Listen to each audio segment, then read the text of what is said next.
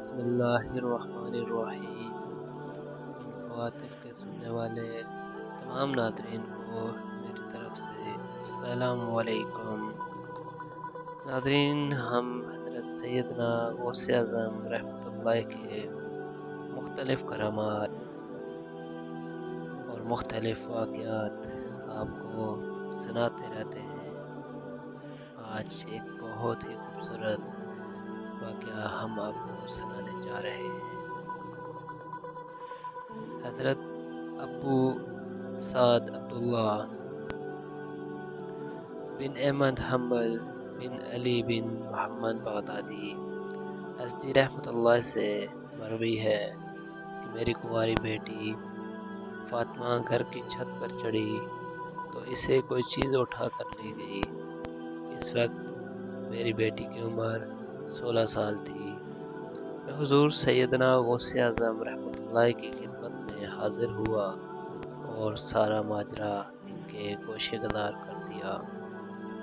آپ رحمۃ اللہ نے فرمایا کہ تم آج رات کو کرہ کے ویرانے میں جاؤ اور تل حمص یعنی کہ 5واں ٹیلا کے پاس جا کر بیٹھ جاؤ اور اپنے ارد گرد دائرہ کھینچ لو۔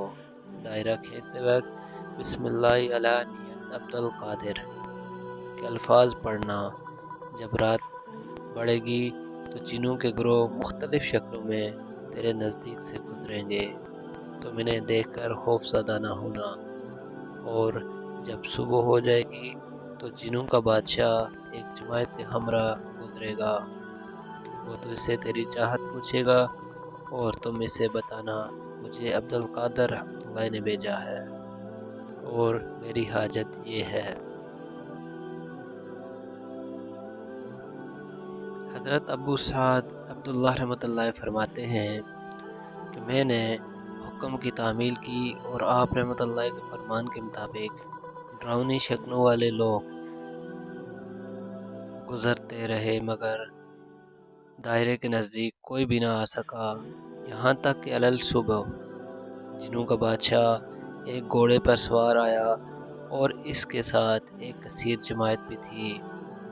اس نے مجھ سے میری حاجت پوچھی اور میں نے اسے حضور سیدنا غوث اعظم رحمۃ اللہ کا پیغام دیتے ہوئے اپنی حاجت بیان کی۔ میری بات سن کر وہ جنوں کا بادشاہ گھوڑے سے اترا اور زمین کو بوسہ دیتے ہوئے دائرے کے کنارے بیٹھ گیا۔ بادشاہ کے بیٹھتے ہی اس کی جماعت بھی وہیں بیٹھ گئی۔ پھر بادشاہ نے اپنی جماعت کے کچھ لوگوں کو حکم دیا کہ جاؤ، جس نے یہ کام کیا ہے اسے میرے پاس لے آؤ۔ چنانچہ وہ لوگ ایک سرکش جن کو پکڑ لائے جن کے ساتھ میری بیٹی بھی تھی۔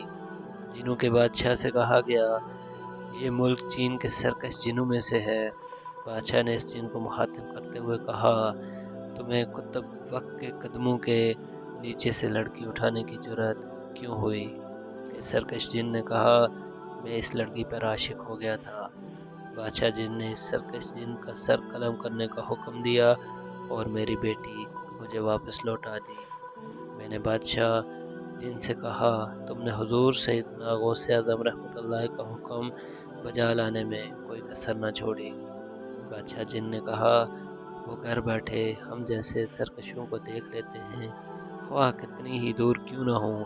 جب اللہ عز و جل کوئی کتب مقرر کرتا ہے تو اسے جن و انس پر قدرت فرماتا ہے۔ یہ تھی حضرت سیدنا غوث اعظم رحمۃ اللہ کا واقعہ جو ہم نے آپ کے گوشے گزار کیا۔ امید ہے کہ آپ کو پسند آیا ہوگا۔